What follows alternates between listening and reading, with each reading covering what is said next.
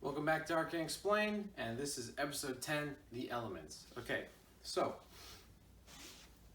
we're going to talk about the 8 elements we just talked about in the last one, but we're going to go a little bit more detail about it and why I think it's that way too. I gave a little bit of explanation, but understand these 4 elements, or these 8 elements will help a lot. So first we have the 4 elements which can separate the periodic table.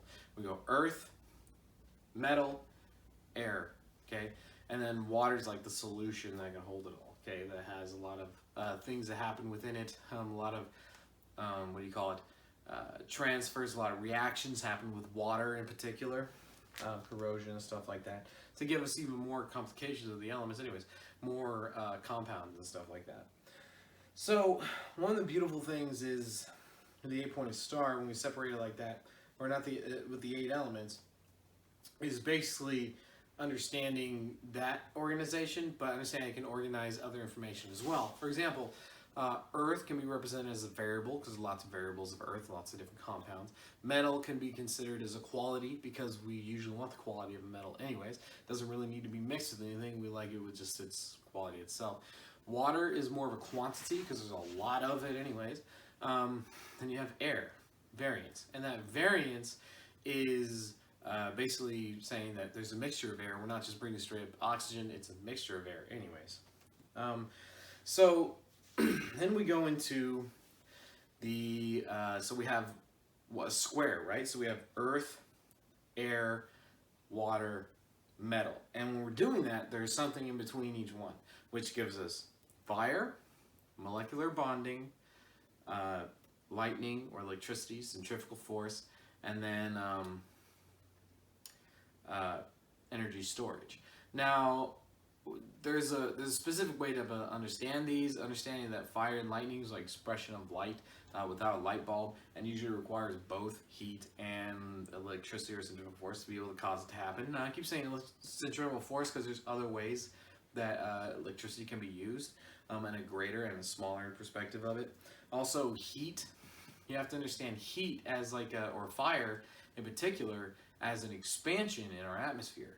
Okay, so the smoke is going one way, the wood is being burnt up, but it's just a void. It's expansion in the atmosphere. It's empty space basically. So it's kind of crazy thinking, whoa, that's empty space. That's literally what it is. It's just empty space, an expression of empty space.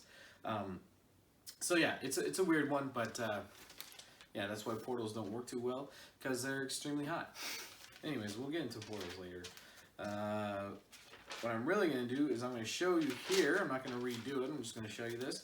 The connection between them. Okay? So, and it's a very powerful thing. It's an 8-pointed star. And the 8-pointed star gives us a lot of understanding on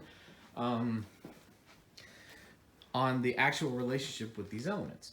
For example, okay, so we're going to have right here, I drew this little picture here. So fire, right?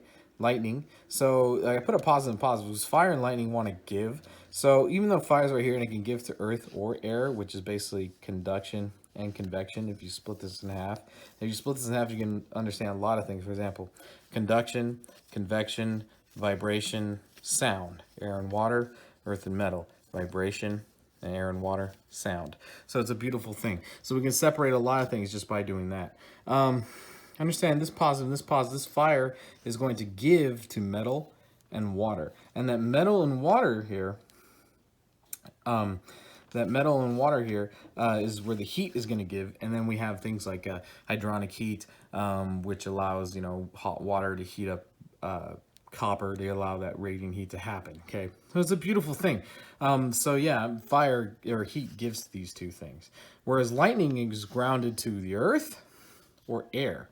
So understanding that having that ground, that pool where it's going to go and everything else is a very powerful thing. It's usually in the ground. And air, lightning in the air can cause things to happen like O3, like our atmosphere, for example. And then we have the storage and molecular bonding. Now, molecular bonding takes from, because it needs to bond, earth and metals. So we can call it metabolism as well. We eat to take the earth and metals, right? So that's molecular bonding. That's the darkness, the take. And storage is air and water. And so we need that air and water for chemical storage. For example, you need to breathe and the heart beating to actually be able to, what would you call it? The air and the heart beating. Oh yeah, to live. You know, when you're sleeping, that kind of thing. So it's a beautiful, beautiful thing. I love the fact that storage has an example of water and air, because we also show batteries that need electrolytes, need water and stuff like that, and that transaction that's happening for the battery storage anyways. So we see that plus and minus. And then if you looked at earth, air, and water, metal, what I had it, you have the plus and minus on the matter, because the matter can go either way. You know, and that's just a direction. We're saying plus or minus. We're not showing a negative. We're showing that it's a take or a push or a pull. You know, so we're showing the push or the pull, or what's happening, the take and the give, that kind of thing.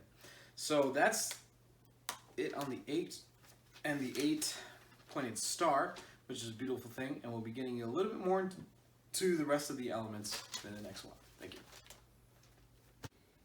Thank you for watching Arcane Explained. Please like or subscribe. I'm going to have more content soon. I got a bunch of other content too on paranormal stuff and paranormal activities, things that I try to catch on video, try to make it interesting for you guys. So don't be afraid to you know, take a look at all my stuff. More content soon. Thank you very much.